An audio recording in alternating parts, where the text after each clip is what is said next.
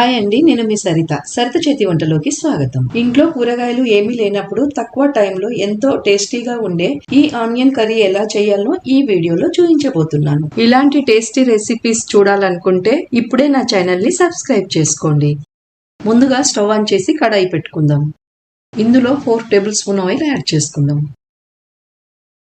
నూనె వేడవ్వగానే 2 బిర్యానీ ఆకులు, 4 నుండి 5 లవంగాలు, 10 నుండి 12 మిరియాలు, హాఫ్ ఇంచ్ దాల్చిన చెక్క, కొద్దిగా షాయి జీరా వేసుకుందాం. మసాలాలు చిటపటలాడగానే 6 పెద్ద సైజు కట్ చేసి పెట్టుకున్న ఆనియన్ ని యాడ్ చేసుకుందాం. దీనిని ఒకసారి బాగా కలుపుకొని రుచికి సరిపడా ఉప్పు యాడ్ చేసుకుందాం. ఇలాంటి కొత్త రెసిపీస్ కోసం నా ఛానల్ సరిత చేతి వంటని ప్లీజ్ సబ్స్క్రైబ్ చేసుకోండి అండ్ పక్కనే ఉన్న బెల్ ఐకాన్ ని క్లిక్ చేయండి. ఇప్పుడు ఇందులో 3 నుండి 4 పచ్చిమిర్చిలు యాడ్ చేసుకుందాం. ఒకసారి మిక్స్ చేసి స్టవ్ ని లో ఫ్లేమ్ మీద సెట్ చేసుకొని లైట్ గోల్డెన్ కలర్ వచ్చే వరకు వేయించుకుందాం.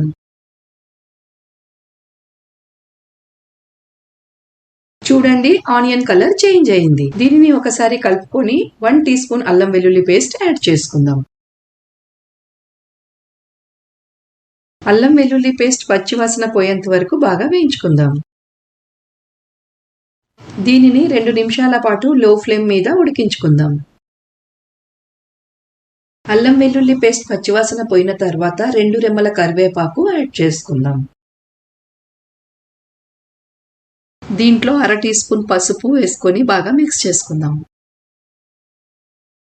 దీంట్లో 1/4 టీ స్పూన్ జీలకర్ర పొడి, హాఫ్ టీ స్పూన్ ధనియాల పొడి, 1 టీ స్పూన్ కారపొడి వేసి మిక్స్ చేసుకుందాం. మసాలాలు ఉల్లిపాయలతో బాగా కలిసిపోయాయి. దీనిని లో ఫ్లేమ్ మీద 2 నిమిషాల పాటు ఉడికించుకుందాం. 2 నిమిషాల తర్వాత 1/4 కప్ వాటర్ యాడ్ చేసుకొని కొత్తిమీర కాడలు వేసి కలుపుకుందాం. కొత్తిమీర కాడలు యాడ్ చేయడం వల్ల కర్రీలో అరోమా పెరుగుతుంది అండ్ కర్రీ ఇంకా టేస్టీగా అవుతుంది. ఇప్పుడు కడాయి మీద మూత పెట్టి లో ఫ్లేమ్ మీద 2 నుండి 3 నిమిషాల పాటు ఉడికించుకుందాం. 3 నిమిషాల తర్వాత కర్రీని ఒకసారి చెక్ చేసుకుందాం. చూడండి, ఆయిల్ బాగా రిలీజ్ అయ్యింది. ఇప్పుడు స్టవ్ ఆఫ్ చేసి కొత్తిమీర వేసుకొని ఒకసారి బాగా కలుపుకుందాం. అంతేనండి, మన ఆనియన్ కర్రీ రెడీ అయిపోయింది. ఇప్పుడు ఎంతో టేస్టీగా ఉండే ఆనియన్ కర్రీని సర్వ్ చేసుకుందాం. ఈ ఆనియన్ కర్రీని మీరు రోటీ, పరాటా లేదా వేడి వేడి రైస్ తో సర్వ్ చేసుకోవచ్చు. చాలా టేస్టీగా ఉంటుంది. తక్కువ ఇంగ్రీడియంట్స్ తో తయారయ్యే ఈ ఆనియన్ కర్రీ మీకు నచ్చినట్లయితే కమెంట్స్ లో తెలియజేయండి.